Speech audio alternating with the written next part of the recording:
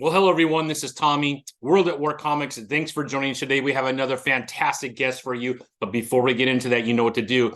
Hit that subscribe button, hit that like button, the ring bell. Make sure that you hit those notifications so you know all of the interviews and when they drop. All right. Today's episode is brought to you by Cien Chilies, the best hot sauce you could buy. CIENCHILES.com. Go to cienchilies.com.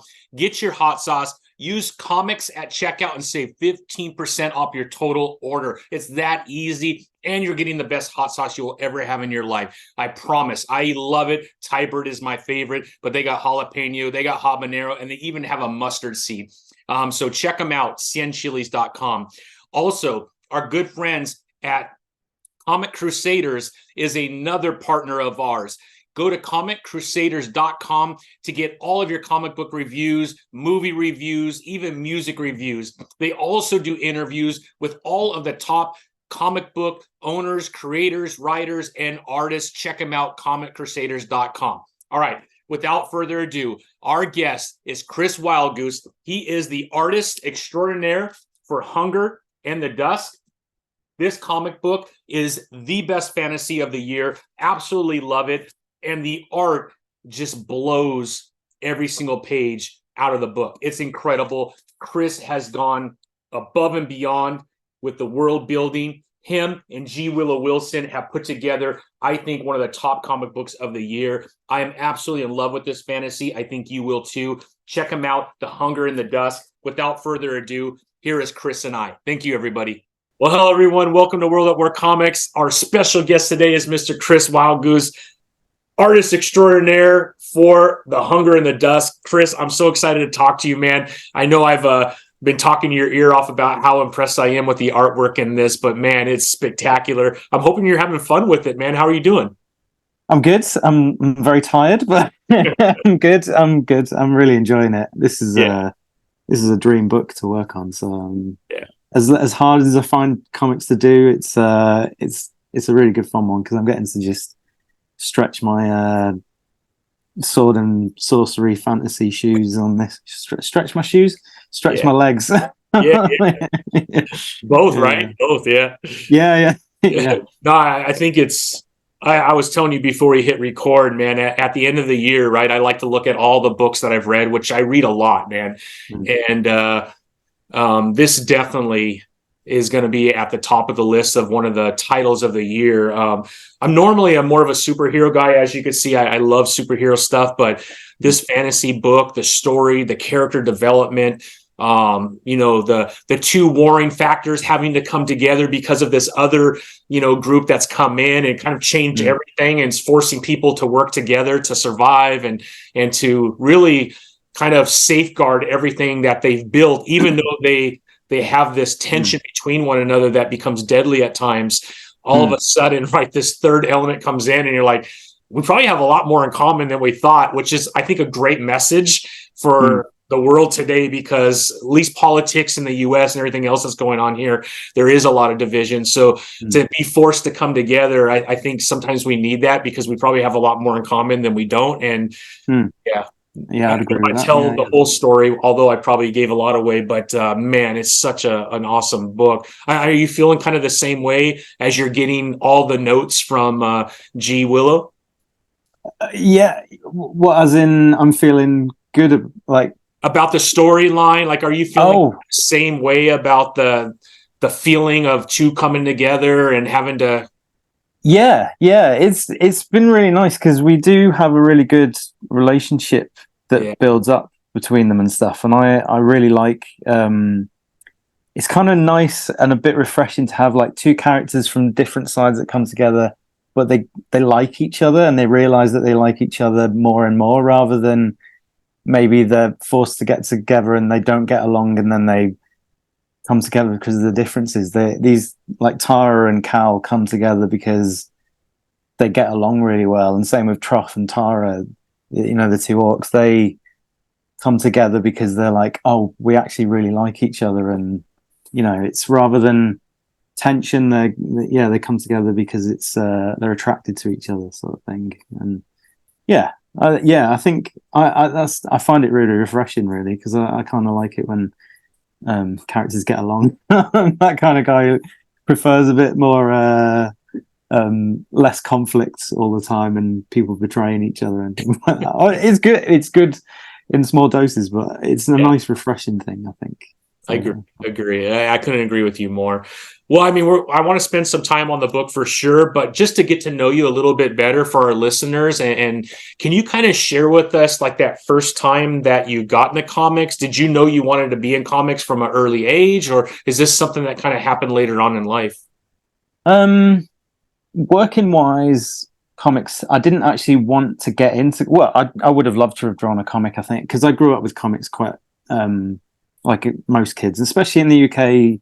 Here we grew up with the Beano and the Dandy, and 2000 AD is a big one. And I had an older brother who had a big, massive stack of 2000 AD, so I used to read them all the time, and I used to trace from them quite a bit, and learn to draw from them a little bit, and then sort of gradually as I grew up and stuff, I wanted to do concept art for films a lot more. And I went to university kind of. I did traditional art, but with the mind that I was going to try and get into the film industry. Yeah. And then I did one comic job as a favor for a friend, and then sort of I did a storyboard for another friend's film that they were doing props for, and then that writer of that film wanted to do a comic, and then I did a comic with him called Porcelain, which is the thing that I'm a bit more known for in the UK and stuff. I don't know if you probably. I haven't read it, but I saw it as I was looking it up. I mean, there's issues. It seemed like there's quite a few issues, right? There's three graphic novels, so 3 full graphic novels. Yeah, and so we did that together, and then sort of we started our own imprint. So me, my wife Laura, and writer Benjamin Reed, we started a little sort of collection together, and our friend Matt Gibbs as well. We sort of came together and just did stories together, and for our own imprint called Improper Books. And then we got a French publisher for the Porcelain stuff, and then that kind of took off and got us noticed a bit more. And then I did some work for Vertigo when they were still going. Just did like a little short in their CMYK anthology. Yeah. And then through editors of Vertigo, I met DC editors, and then they asked me to do, I did 2 shorts for Gotham Academy, and then I did Batgirl as the sort of regular artist for that for I think a year and a half. Yeah. And then I did Batman Nightwalker for DC, which is a graphic novel, and then I did Alienated for Boom with Cy Spurrier as the writer, and then I went back to doing film stuff. Yeah, I did film stuff for a year, 2001, 2001, and then a little Green Lantern. I thought I saw a Joe Mullen picture. Oh, yeah, I did. I did a cover. So when I was doing the film, I took a sort of year away from doing interiors on comics. I was still doing cover work, so I did a bunch of different covers, and that was one that came up because of the DC editors that I knew and stuff. And that was I love that one. That was because I've never drawn Green Lantern before or anything. That was for Suicide Squad as well. Yeah, exactly. Yeah. That's awesome, man. Can you kind of share for like the US audience, what is Porcelain about? And man, I wonder how to get it here. I'm wondering if it's like on Amazon or something that we can. You can, it's because we sort of publish it ourselves, so it's a little bit trickier to get in the US. But I know is it Midtown Comics in New York? Oh yeah, in New York, Midtown. They did stock it. Yeah, they stocked it for a bit, and then they might still stock it, and then. There's a shop here in the UK called Page 45. And they actually, they send out internationally as well. So, and they sell. We recently just sent a bunch of copies out to them of all 3 graphic novels as well, and they've. Yeah, so I always point towards Page 45 as a good place I'll to look go them to up. For our stuff. But so 45.com, something like that. I think it's .co.uk. Yeah. Page45.co.uk. Yeah. Look it up. That's awesome. Yeah, they're really good. So Porcelain is so it comes in three parts. And the first book is essentially you follow a young character called, you only ever know her as Child. And she's dead. She's a sort of street urchin in this sort of Victorian more Dickensian-esque sort of era of this fantasy city. And she's dared by her street urchin gang to break into the house of this. He's known as a wizard of the city. He's a sort of recluse alchemist in the city. And she breaks in. She immediately gets caught. This is all in like the first few pages, by the way. And she gets caught immediately by him and his. He makes these porcelain automaton, and then she's the sort of little orphan Annie, Cockney, sort of like quite snappy little girl, and he's like this burly English gentleman, and he is quite taken by her and decides to take her on as a ward. So he says, you can have whatever you want, live in this house with me, have everything that you'll ever need. But she finds out that there's this one room in his factory where he makes the porcelain that she's not allowed in. And then it's the sort of, they're very sweet together, but it's the sort of the temptation of her to go into this room. Very took a lot of influence from Bluebeard. And then the second book jumps 10 years ahead, and you're still following that same girl, and she's become the inventor of these porcelain robots, and the military of the city want to get them, but she's invented these sort of more sentient versions of them. And then in the third book jumps another 10 years, and she's become a mother of these porcelain robots and is sort of at war with the military and is in a bit of a standoff in the city. So as a sort of, it's bigger and more crazy than that, but it's awesome. That book is my baby. That's I love that book, and I'm dying to do more of it. Like, if I could pick any book to do again, that would be to go back and work with Ben on that series again. So, you think there will be more in the future? Yeah, we've got a very good sort of there are things going on in the background of like potentially TV stuff. Maybe we've sold the rights to it and stuff, so we're sort of waiting to see what happens with that. I mean, you can sell rights on stuff and nothing happens for years. But with the idea step, right? It's still a first step. Yeah. And we always kind of had the idea of maybe doing 5 books, but we were kind of waiting to see. And me and Ben, the writer, we've both he works with my wife on a children's book series. And then I've been going into the like other comic stuff a little bit longer. So we're very good friends and we meet up quite a lot, but we've sort of always meant to go back to that. So I think we will, but we're just kind of not rushing, but I'd love to go back to that at some point. So, yeah.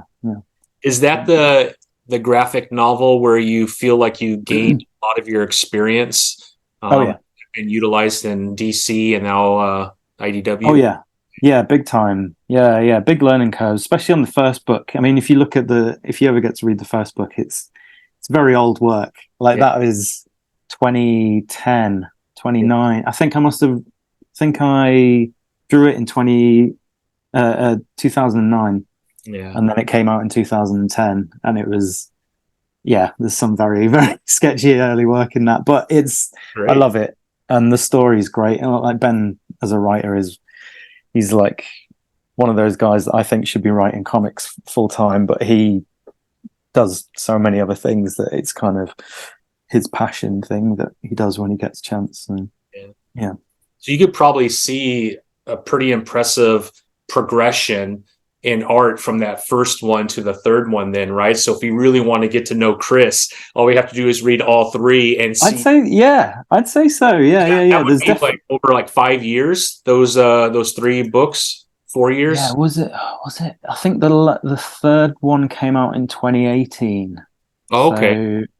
So it was because we did a bunch of little different books in between that as well, and the third book I was drawing whilst drawing Batgirl at the same time, so we kind of had a long sort of bit in between, and also I take ages to draw books as well. So, but yeah, there's a definite you could cool. definitely see my work change, and I do think get better.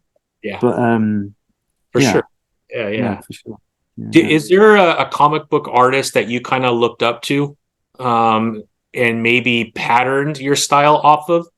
Yeah, I think you can definitely see my influences in there. I think Sarah Pichelli, who draws, she used to draw, is it Ultimate Spider-Man and Miles Morales, and which basically is the artist of Miles Morales, isn't she, originally? So, she was a massive influence on me when I started out. Sean Gordon Murphy, I think you can see his. I take a lot of layout advice, like from looking at Sean's work. Not so much style, I think, but storytelling sort of things now and again. Like I like to. It's Sean Murphy, right? Is he the one that is writing plot holes now for Massive? Yeah, he just did plot. He's doing Zorro at the moment, isn't he? He's got a Kickstarter. Zorro, but I'm just going to grab it real quick because I believe that's the same Sean Murphy that is doing plot holes, if I'm not mistaken. Yeah, he did that. That was his. That's with Massive, and it's still going on, right? So is it still ongoing? Is it? I believe so. I don't think it was a 3-part series. Oh, you know what? I think it came out because I've got it as a graphic novel. I think they're going as back. A Kickstarter graphic novel, and then he's recently released it in issues. I think I might be wrong about that. You could kind of see some like the style of art for sure. But I take influence from him, and then Cameron Stewart as well, who hasn't done anything in quite a while. Yeah, but that's cool. I loved his sort of artwork style. So I think you can see the mixes of those 3 artists in my work, I think. Yeah, that's awesome, man. And are you close to London? Yeah, I live in Hertfordshire, so we're kind of about half an hour train ride north of London. Nice. And is the comic scene what is the comic scene like for us Americans within London? Is it pretty strong like a San Diego or a New York? Very similar? I'd say countrywide. Yeah. Comics is pretty, especially the indie scene. If you ever come over for Thought Bubble convention in the UK, there's people from all corners of the UK that come together for that, and then you have people come from abroad as well. But it's big in the UK, I think. And funnily enough, there's a lot of comic artists that live in Hertfordshire, which is kind of weird. Like Dave Gibbons, really, Watchmen lives about 20 minutes away from me. I've been to his house to pick up a drawing tablet once. That's pretty awesome. It was so random, but it just turns out he lives 10 minutes away, and then or 20 minutes away, and then I've got a friend, Mark Laming, who he draws. He's probably quite well known for his Star Wars stuff, and he did Planet Hulk, Captain America stuff, and he's done all sorts. Like that guy's drawn for so many of the big companies and stuff. But I meet up with him quite a lot, and there's it's weird. There's quite a few that live nearby. But that's wild, man. Well, I mean that's pretty cool, and I definitely want to pick up Porcelain. The art looked awesome just on the internet. I was looking, and now that I know that progression over like an 8-year period, I would love to look at it and then just see that progression. I think that'd be a lot of fun now that we've met, because I know where it's at now, and it's very, very good. I think nice. From an artistic standpoint. All right, so then we get into the Hunger and the Dusk. How did you get this job with it? And was it something that maybe you and G. Willow Wilson had worked together, or did you meet for the first time under this title? Yeah, the first time working with Willow on this. So I was, when I got offered it, so I was working on film stuff. Like I said at the time, I was doing concept art for a film, and then my editor of Batgirl, Mark Doyle, who he headed up Vertigo for a bit, and he was sort of responsible for like Batgirl Rebirth, the Batgirl of Burnside, sort of like he sort of helmed that with that creative team, and Gotham Academy and stuff like that. He's a really good editor. And then he got in touch saying that he'd started at IDW and they were looking for people to bring in to work on stuff. And he said, "Is there anything that you'd like to do?" He's like, "What would you like to do if you did any kind of book?" And I really wanted to just do something big in scale. Yeah. And I kind of gave him a list of things. So I think it was like fantasy, apocalyptic, sort of like ruins and rubble and stuff like that. And something, I said if I was going to do anything, I'd probably want to do a graphic novel because I'd want to draw it all in one go and then it comes out, rather than I'm not a big fan of drawing for a monthly thing. Yeah, because I find it's quite hardcore when you draw a comic for a monthly thing. Very stressful, right? Yeah. And Mark said he's got exactly the thing that ticks off all these things that I had. And he said, we've got Willow Wilson on. She's got this orc fantasy novel that she wants to do. And he thought it ticked a lot of the boxes. So he sent me the pitch, which I pretty much, they had me at the pitch and just Willow Wilson doing it as well. Cause she's she's an amazing writer. Yeah. So, I would say,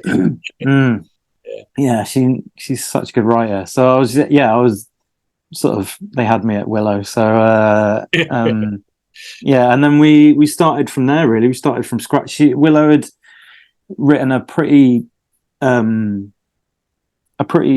sort of detailed breakdown of what would be the first 6 issues, with a rough idea of where it would go. And like a list of the characters, and then eventually she gave me a Bible, because I was like, just give me everything that you want to be in the book and we'll make it work and we'll sort of work on it together. Because one thing that we did do, like I said, I wanted to do a graphic novel. Mark said that we've got loads of time to work on this. So I basically had nearly a year before I actually started working on interiors, because I was doing another job at the same time. I could afford to do that. I could like dip in and out of doing designs for it and stuff. That's awesome. So so we sort of went from there, really. It was from the very ground up, and we've sort of worked on it together since then. That's so cool. I mean, when we start to get into some of the characters, she gives you kind of an outline of what each character, like on the orc side, looks, and same on the human side. And then you come in and you kind of draw it out and say, is this what you're looking? So there's a lot of back and forth as far as the character development. Yeah, which is what I like to do, really. It's so Willow's quite open to my interpretation of like things that she would like. So Tara was only ever really described as a female orc. Okay. And that she was a healer and she had these healing abilities that were akin to magic and stuff. You're right. And she gave me an outline of what the orc sort of dynasties were. So there was from the get-go, Willow had described that these houses are all sort of have their own symbolic animal that they built everything around. So when Truth and Tara get married in the second issue, they go on a marital hunt of a white wolf. Exactly. And then there's different dynasties that have different animals and stuff. And then I sort of ran with that and sort of made different looking tribes for each of the orc tribes, because I didn't want them to just be like leather clad barbarian ones, like like World of Warcraft ones. I wanted to do something a bit more different. And so we sort of built iconography around that. And so I'm getting a bit muddled up on where I was, but no, I mean, just, the character development and everything, Chris, is fantastic throughout the entire, especially that first issue. And you could tell that, I mean, it's so unique. So like you said, it wasn't just World of Warcraft and then you just put another head on it. I'm not, certainly there's certain things that you would find in World of Warcraft, but each of the characters are so unique. And I'm not sure if there's something that you could really relate it to, which I love, because that shows a lot of, I think, detail in the development and the world building, which I absolutely love. And that's why I think it's so special. It's not just a regurgitation of something that's already been done. The storyline is awesome. The art, I don't want to give it away. I want people to pick it up, but let's open just issue 1 to show some of your work, Chris, because it's fantastic. And that's what really sold me on it, was really, because obviously as a buyer, right, art is going to be the first thing that we see. And then once we have the art, we jump into it and we read it, and it's the story that's going to cause us to buy the second one, right? But the art that takes place in here is just fantastic, man. Even some of the fight scenes, like, I don't want to give it away. You talked about the marriage and then the hunt, but even that action scene throughout that is just fantastic. Some of the action scenes right here in issue number 1, but it's just fantastic, man. And if you're into fantasy and you're like yearning to itch that fantasy bug, I'm telling you, The Hunger and the Dusk is the book to do. It is I'm such a fan, man. That's why I was reaching out to you going, dude, I know I'm hounding you, man, but I got to talk to you. It's so freaking it's nice. No, it's nice to be asked. I could talk about this book for days, because we've put so much effort into the sort of world building side of it that might not ever get used, some of it, but it is nice to see that it's getting noticed and stuff like that. So yeah, thank you. Yeah. As an artist, right, you have the character development, which I would think is kind of fun, right? Being able to develop each character and then coming to that alignment with Willow on, this is who this person is. That's my favorite bit. Yeah, I would think so, right? Yeah. What about some of the background work? Because even like the scenery behind is just, some of them are breathtaking, right? You have ocean, you have rolling hills. I would think for a reader, it's amazing to see that detail. But if I was an artist, the amount of detail that you do you enjoy that part of? Yeah. Okay, good, because I love it. Yeah. A lot of artists are like, that drives me crazy, especially like cities or something like that. But man, it just, you could feel like you enjoy it because you get that energy from the panel, I think. Thanks. Yeah. I love doing that stuff. Like Willow, very often, I think she's quite sympathetic to the artist and being like, I don't want to give you too much to do. So she gives me complicated stuff to do and likes to challenge me, but she also is very aware of like, I think sometimes you got to kind of, if you're a writer, it's best to sort of think of working on a budget. But I go into most of my books kind of thinking I'm going to go full hog on like every detail that I can. So I love doing the backgrounds and stuff and putting in things that may or may not get noticed. Like there's a setting later on that a character just passes through, but this is me to a T. Is that I gave Willow this whole sort of history of what this setting is. So there's a character who goes past. She rides past a bunch of statues, and the statues have got a whole story. A whole story behind the statues, and there's the backstory behind each of the statues that I gave Willow, awesome. And it's like it's so extra, but I love doing that stuff. That's so cool. My editor's probably tearing her hair out to kind of be like, you just need to draw the pages rather than thinking up a history. But I like it because you'll get readers like you who appreciate this stuff. Like we did it a lot in the Porcelain books. Like there's background details that were supposed to allude to like other stories that we could possibly go down. And like with Hunger in the Dusk, it's kind of like I like the idea of you put like an Easter egg in here, and it could mean something. And it's nice that a reader will maybe go, oh, what's that? And like, maybe there's a reason behind that. Yeah. And more often than not, I like that. Yeah, there is a reason behind this or that detail and stuff. So that's in issue 1, right? The porcelain heads as they're coming down the hill to meet the king. Is that the one or later issue? Oh, that's late. Statues as they're walking down to meet the king in issue 1. Oh, what of Porcelain? Yeah. Is this a thing that you've seen on the website? Is it? No, I thought it was in issue 1. Maybe I'm wrong. Maybe it was issue 2.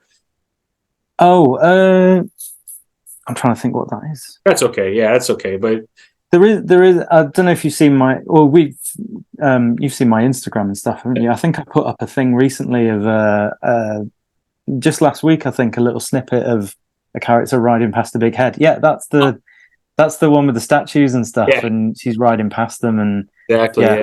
That's cool. Yeah. Well, yeah, I love doing that stuff. I think I said on a Q&A the other day that I could just plan out a book and never draw an interior page of it. But, yeah, I love that stuff. Yeah. Now, can you kind of talk to, because I think this is extremely important in comic book writing, right? You have the writer, and the writer has a story, but really the writer, and I don't know if the percentage is right, but let's just, for easy math, right? 50% of the story as a reader is going to come from the words. The other 50% is going to come from the artwork, right? Because in comic books, right, you're limited to word count. Like you can't have a bunch of words or there's no reason to have art.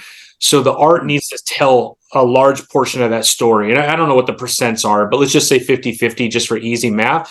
How that relationship and that kind of dance that you have with the writer, is that easy or is that sometimes difficult?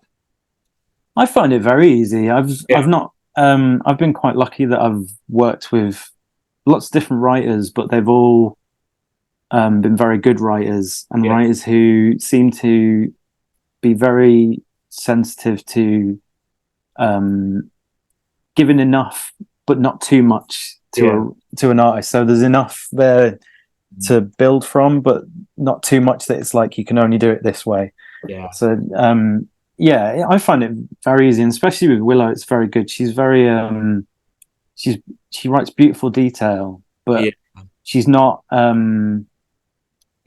she's not kind of going, this is the only way you can do it. Like there's a lot of the action scenes that she's kind of been quite loose with the descriptions of, say, the big fights and stuff. But I prefer to be given a lot of detail, and then I kind of pick and choose from the detail what I use. So it's I find it's right. And I think if you respect each other, I think that goes a long way. And absolutely, I've not struggled at all with it, because I'm quite a easygoing sort of person to work with. I think in terms of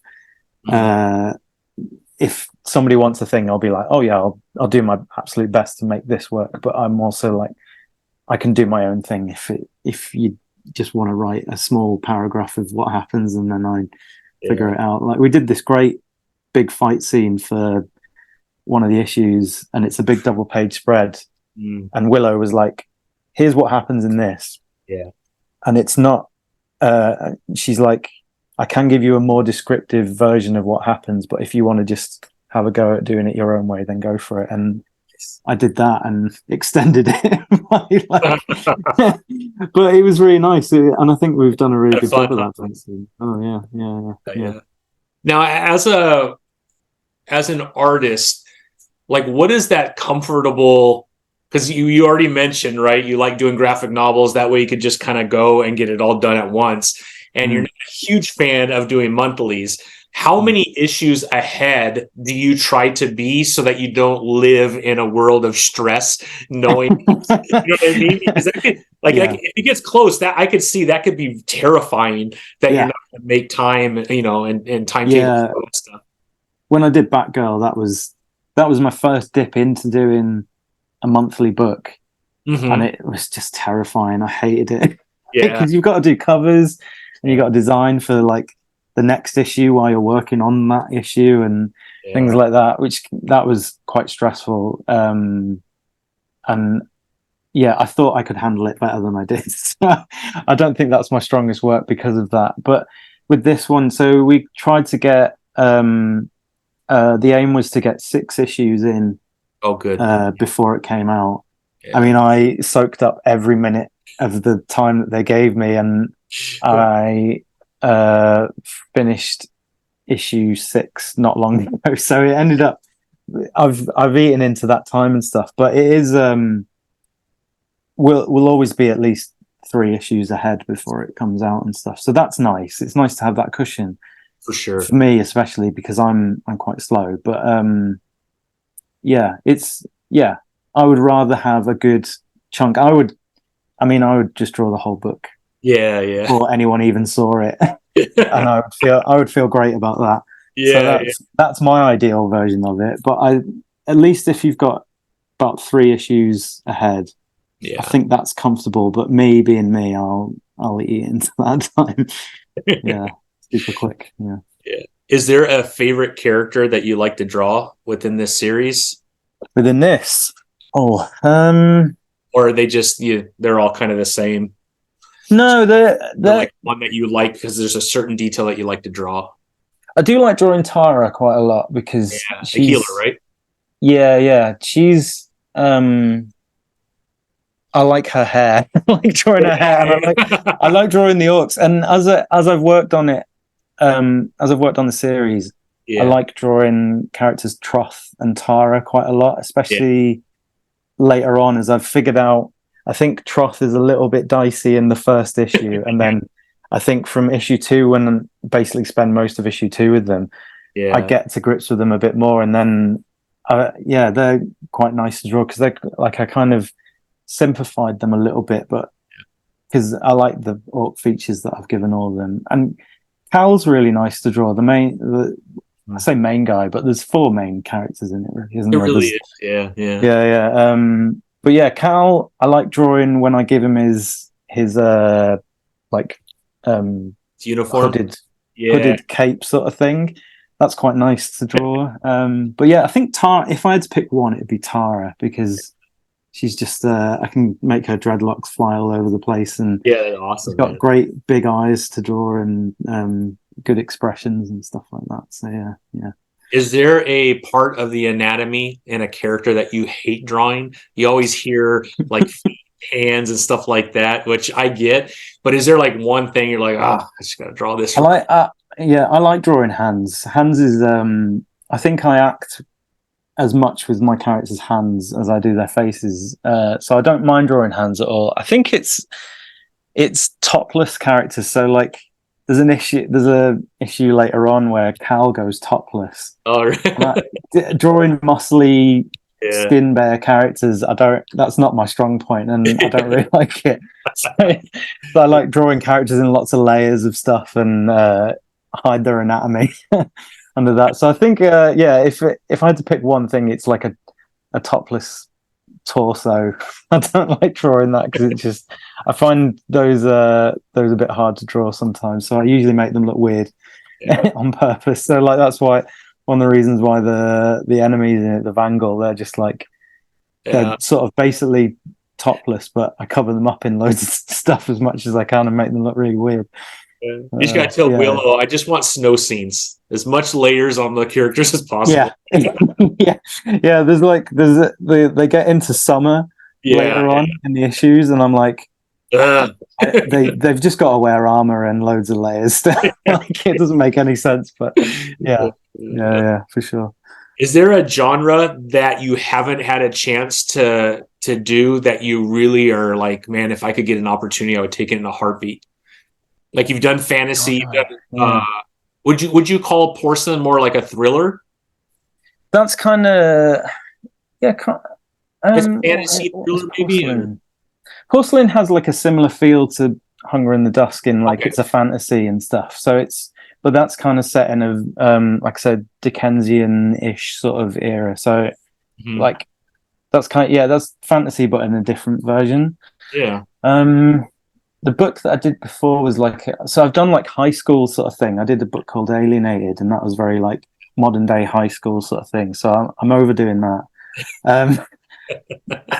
I'd love to if I could do cars better, I would do a speed racer type comic, like a Mad Max sort of like, that'd be cool. Petrol head sort of thing. I would love to do that if I could draw cars a little bit better. So maybe something like that. Or maybe science fiction. It's again like sort of vehicles aren't my strong suit. Yeah. But yeah, maybe if I practiced on something like that, I would give that a go. I think. You have such like, when I look at your art, you have such clean like line work. Whereas, and again, it's just style. Some artists don't do like one line for defining, they'll do like several lines in defining. And I like that too.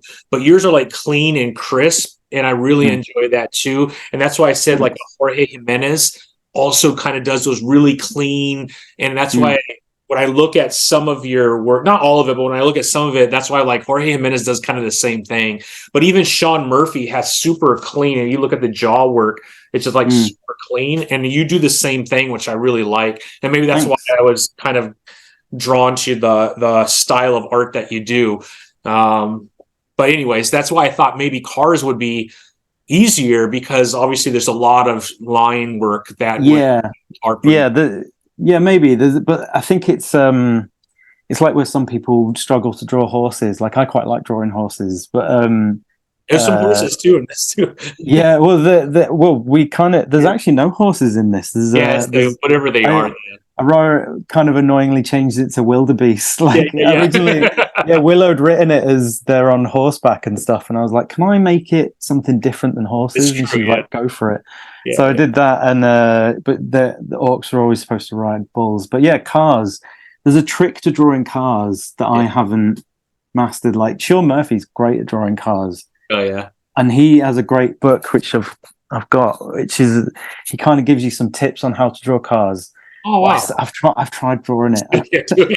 Because they're like blocks. They're like a different, and you've got to kind of keep them in perspective. Otherwise, that like you can get away with not drawing horses to perspective totally now and again, because they're living curved beings and stuff, and they can look a little bit weird. Whereas cars, they look weird if you don't draw them right, I think. So I'd struggle with that maybe if I had to draw a car. Man, Chris, well, that's awesome, man. Is there anything else that you're kind of working on that you're allowed to share, or is this pretty much all you're working on right now? This is it. I'm all orcs all the time at the moment. It's definitely my life at the moment, but I'm loving it. Like I'm having a great time working on this. But there's nothing else at the moment. I'm doing a little tiny short story thing, like a 5-page thing for over here. There's a comic convention called Thought Bubble, which I mentioned before, which is it's like it's very sort of creator orientated convention rather than like the big grandiose sort of New York Comic Con style convention. Right. And there's I don't know if you've heard of this. Do you know much about Thought Bubble at all? Oh, I don't. Okay. So there's a sort of thing that happens at the Thought Bubble convention, because it's held in this town called Harrogate, and the after party's always held at this big grand old hotel, and the hotel has these fantastic looking toilets which everyone gets photos of themselves in, like these men's toilets that are all super, like they probably haven't changed since the 1800s or something. They're super, like it looks like it belongs in the Overlook Hotel or something. Chris, I expect when you're there a picture of a toilet, please. I would love to see.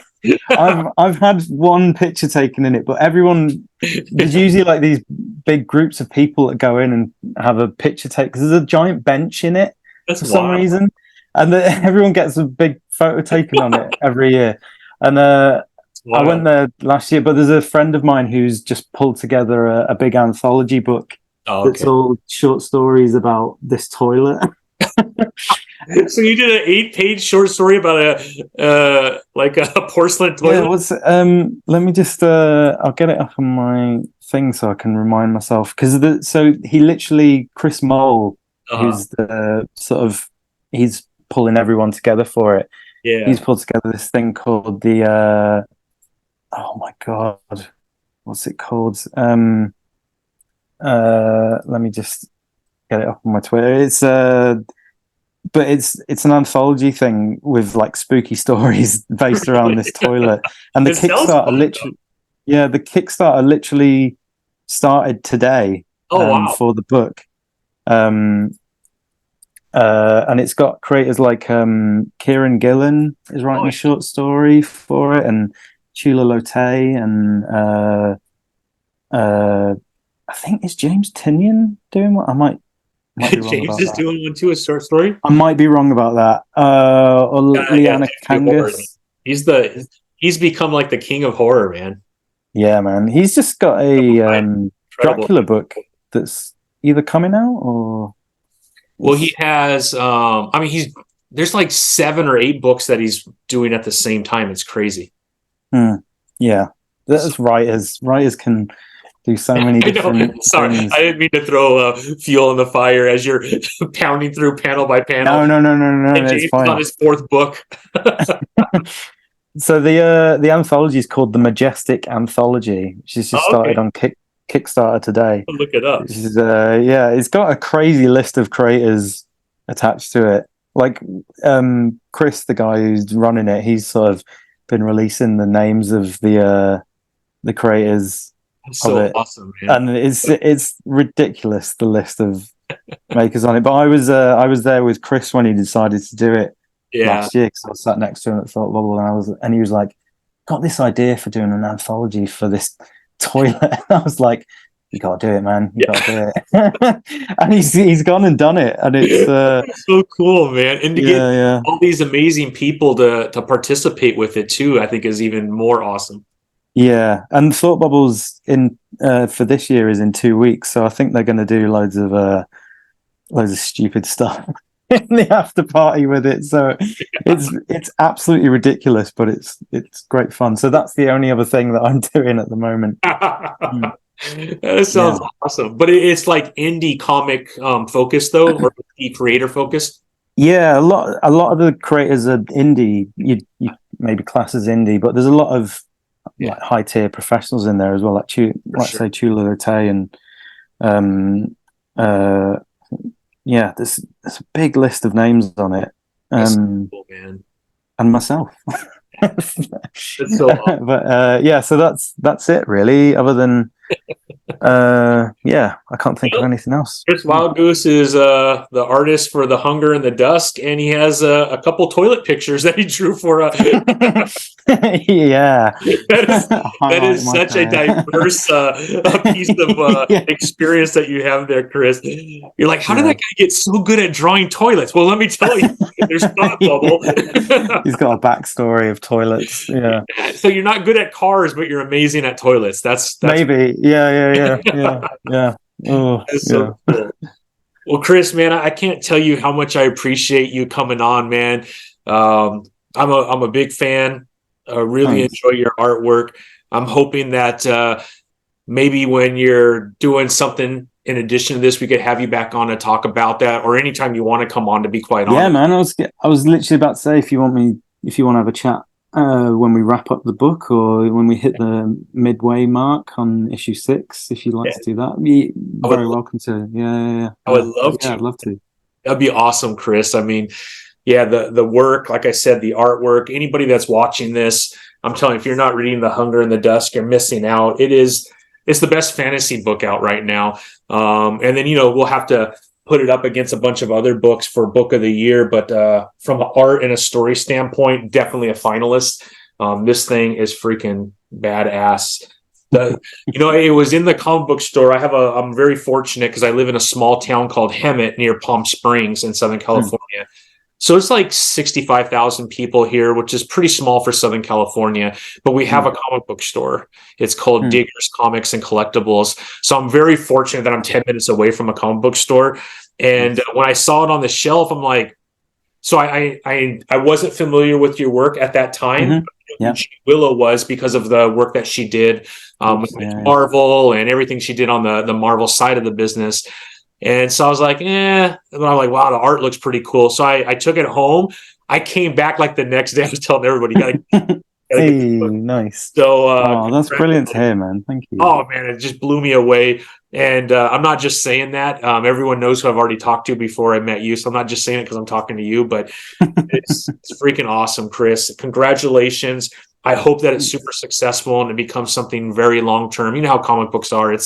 You get them out there. You just got to get it on as many eyes as possible. Yeah.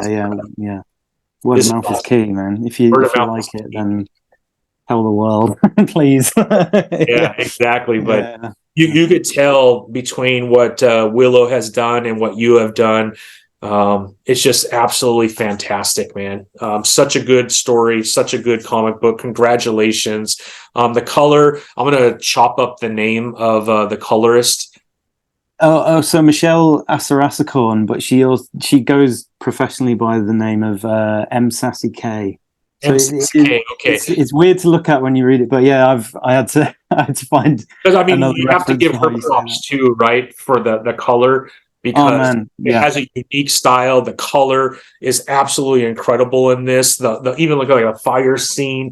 I mean, there's just so much to be proud of in this. And just wait until you see some of the later issues. Like there's some pages that I'm literally like, my jaw is on the floor, and I usually, Michelle gives us a feedback pass and stuff like that of like, do you like this? Do you like that? And I'm like, I fucking love it.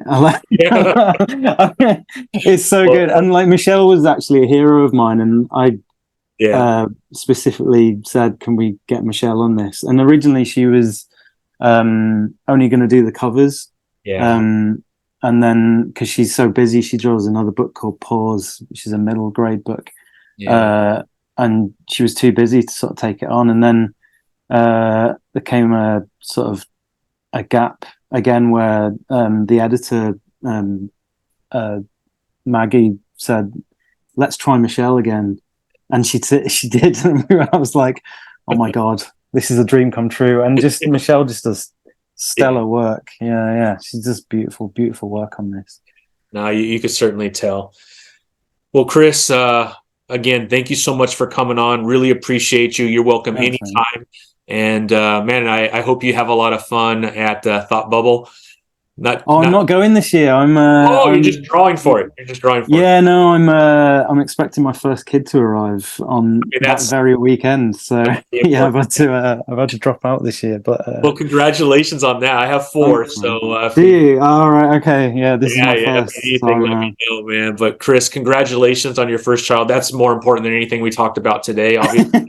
But since it is a comic book, get out there and make sure you try Hunger in the Dusk. Chris, thanks for joining us today. I really appreciate you, and I can't wait to talk to you again. Yeah, you too, man. Thank you so much. All right, take it.